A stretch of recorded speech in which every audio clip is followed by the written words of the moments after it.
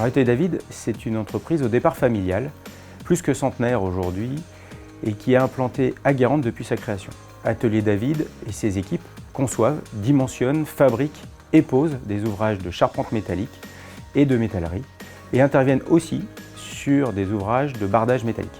Depuis 2006, Atelier David a intégré le groupe Aciéo, qui se positionne aujourd'hui comme un acteur du clos et couvert à impact positif. Donc Atelier David s'est engagé dans le réemploi dans le cadre de sa démarche environnementale. Nous réalisons depuis 2020 notre bilan carbone pour mesurer nos émissions de CO2.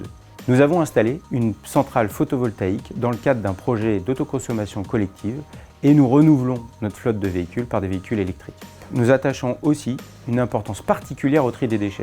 Et depuis un an, nous avons installé des nichoirs sur notre site industriel pour contribuer à la préservation de la biodiversité. Chez Atelier David, le réemploi est mis en place de plusieurs façons.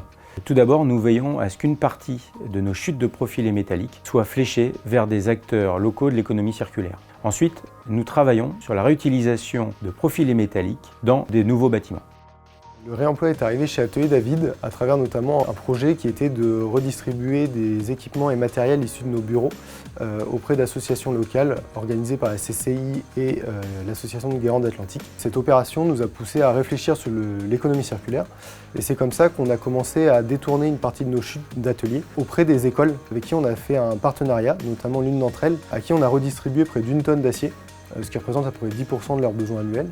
Et on a également développé un partenariat avec un acteur de l'économie circulaire, avec qui on a réussi à réorienter, à donner une seconde vie à près de 23 tonnes d'acier. En plus de mener des actions sur nos chutes d'ateliers, nous cherchons à réutiliser des aciers issus du réemploi. Pour ça, on collabore notamment avec le syndicat de la construction métallique, qui a développé 2 plateformes numériques. L'une pour référencer des gisements issus de la déconstruction, et la seconde qui permet de vendre ou d'acheter des éléments qui sont dans les stocks des constructeurs métalliques et qui ne sont pas utilisés.